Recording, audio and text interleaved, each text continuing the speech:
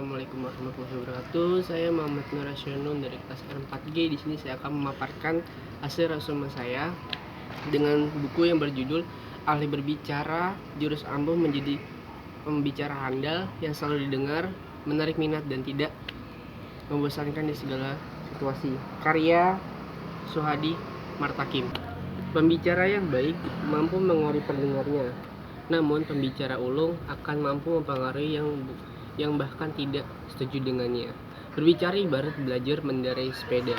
Awalnya sulit, tetapi jika dilatih dengan sungguh-sungguh maka akan bisa. Bahkan pembicara ulung sekalipun pasti akan melalui proses latihan terlebih dahulu. Dalam berbicara pun kita harus mengendalikan emosi, karena emosi bisa menjadi teman dan kawan kita. Ada pepatah dari bahasa Latin yang berbunyi quota nascitur orator fit, yang artinya seorang penyair dilahirkan tetapi seorang orator dibina. Sejak ribuan tahun lalu sudah banyak orang yang membuktikan dapat menjadi ahli pidato. Mereka memberanikan diri untuk maju ke depan umum, berbicara di depan umum, dan mereka belajar lalu mereka menekuni cara dan teknik berbicara tersebut. Ada 5 hukum retorika. Yang pertama invitation, yang kedua arrangement, yang ketiga style, yang keempat delivery, yang kelima memory.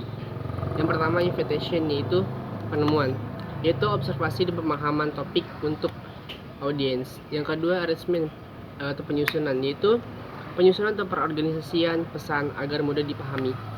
Yang ketiga ada style, itu gaya, teknik pengemasan materi dengan pemajian kata yang tepat sesuai dengan kondisi atau sering disebut TPO, Tense, Place, Occasion. Yang keempat delivery atau penyampaian, yaitu bagaimana cara menyampaikan pesan dengan baik.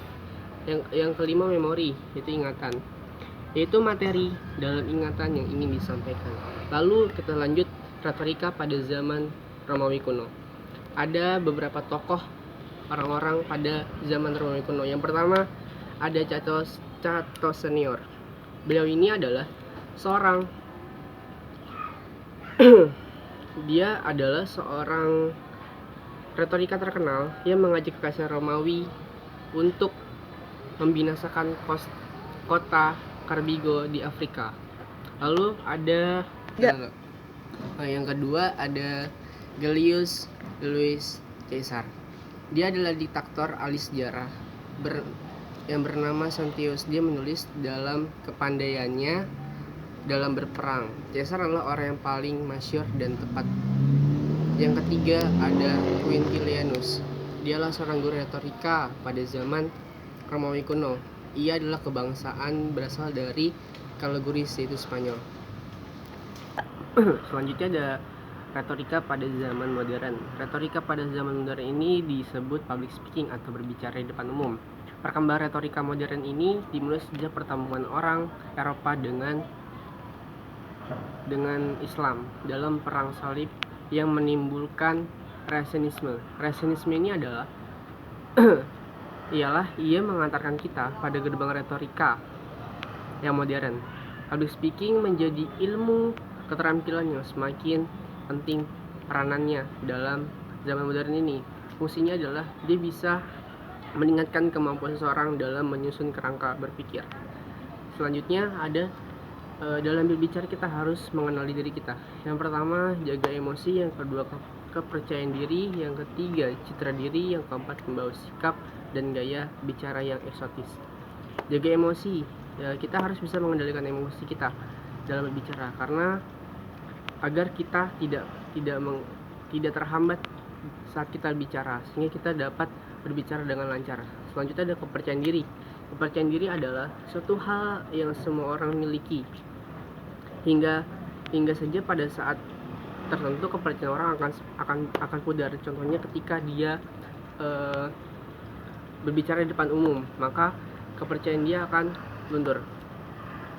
Lalu ada citra diri. Citra diri ini adalah gambaran menurut persepsi atau pandangan dalam keseharian yang kita bentuk dalam hasil pemikiran, yaitu rasa, ide, dan pengalaman. Apalagi dalam masa sekarang, zaman media sosial, maka akan mudah membangun citra diri sendiri. Yang terakhir ada pembawaan sikap dan gaya bicara yang eksotis. Pembawaan sikap dan gaya bicara ini dapat kita lakukan atau kita bentuk melalui pembiasaan sehari-hari, dan tidak bisa hanya satu atau dua kali saja, seperti menyapa orang lain yang ada di sekitar kita agar mereka nyaman saat berbicara kita. Oke, terima kasih. Segitu saja yang bisa saya sampaikan. Kurang lebihnya mohon maaf.